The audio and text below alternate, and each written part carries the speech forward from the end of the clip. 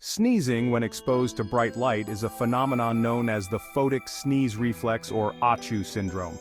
It occurs in about 18 to 35% of the population.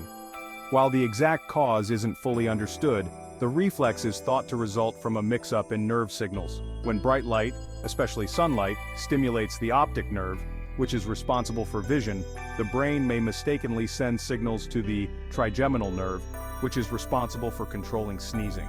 This miscommunication triggers a sneeze. The reflex may be inherited genetically, and although it's not harmful, it can be surprising or mildly annoying for those affected.